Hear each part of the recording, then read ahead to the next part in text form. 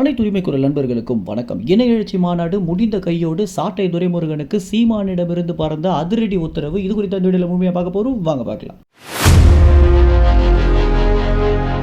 தமிழன்னு சொல்றதை விட திராவிடன்னு சொல்றது தான் பெருமை அப்படின்னு 60 ஆண்டுகளாக இந்த இருவரும் திராவிட கட்சிகள் பார்த்தீங்கன்னா நம்ம தமிழ்நாட்டு மக்களை எந்த அளவுக்கு ஏமாத்திட்டு இருந்தாங்க அப்படின்னு நம்ம அனைவருக்குமே தெரிஞ்சிருக்கும். இப்படி இருக்கும் வேளையில தான் தற்போது தமிழ் தேசியம் அப்படின்னா என்ன அப்படின்றதையும், தமிழ் தேசியம் தமிழ்நாட்டுக்கு எந்த அளவுக்கு தேவை, தமிழ் தேசியம்னு சொன்னா மட்டும்தான் நம்ம தமிழர்கள் அப்படின்ற ஒரு விஷயத்தை சீமானவர்கள் மக்களுக்கு கொஞ்சம் கொஞ்சமாக எடுத்துரைத்து தற்போது மக்கள் அனைவருமே பார்த்தீங்கன்னா எதனாலடா எங்களை திராவிடர்னு சொல்றீங்க, நாங்க தமிழர்கள் அப்படின்னு பெருமையாக அவங்களை எதிர்த்து சொல்ற அளவுக்கு ஒரு பெரிய படையை சீமானவர்கள் உருவாக்கி இருக்காரு. இந்த ஒரு விஷயத்தை சீமானவர்கள் தான் அனைவருக்கும் சொல்லி எடுத்துரைத்திருந்தாலும் பல சீமானுடைய தம்பிகளுடைய அர்ப்பணிப்பு இருக்கு அப்படின்றதுல எந்தவித மாற்று கருத்துமே இல்லை அப்படின்னு தான் சொல்லணும். இந்த ஒரு விஷயத்துல சீமானவர்களுக்கு நம்பிக்கையாக இருக்கக்கூடிய ஒரு சில நபர்களை வைத்து சீமானவர்கள் அடுத்த கட்ட காயணக்கத்திற்கான ஒரு வேலையை தான் தற்போது செஞ்சுட்டு வந்துட்டு இருக்காரு. இதுல சீமானுக்கு ரொம்ப நம்பிக்கையான ஒரு நபராகவும் நாம் தமிழ் கட்சியுடைய கொள்கை பரப்பு செயலாளராக இருக்கக்கூடிய சாட்டை துரைமுருகன் பாத்தீங்கன்னா தற்போது ஒரு மாபெரும் விஷயத்துல ஈடுபட போறாரு அப்படின்ற ஒரு தகவல் தான் தெரிஞ்சிருக்கு. இன எழுச்சி மாநாடு முடிந்த கையோடு சீமானவர்கள்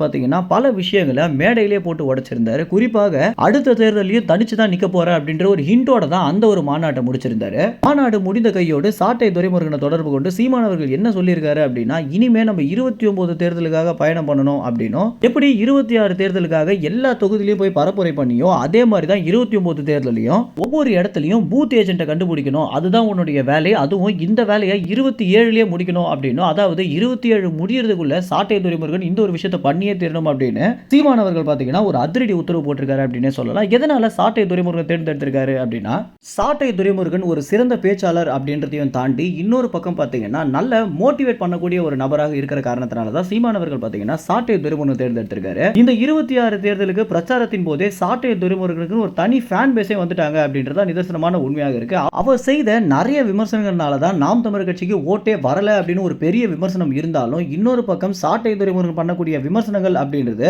மறைந்து போற உண்மையை வெளிக்கொண்டு வரும் நபராக சாட்டை துரைமுருகன் இருந்த ஒரு காரணத்தினால தான் சாட்டை துரைமுருகனுக்கு நிறைய ஹேட்ரேடும் பரவ ஆரம்பிச்சிருந்துச்சு. இந்த மாதிரியான விஷயங்கள்னால தான் சாட்டை துரைமுருகன் தான் இதற்கு சரியான ஆள் அப்படின்றத சீமானவர்கள் தேர்ந்தெடுத்திருக்காரு. மேலும் இந்த தகவல் குறித்து என்ன நினைக்கிறீங்க அப்படின்ற உங்களுடைய கருத்துக்களை கமெண்ட்ஸ்ல தெரிவிங்க. நன்றி, வணக்கம்.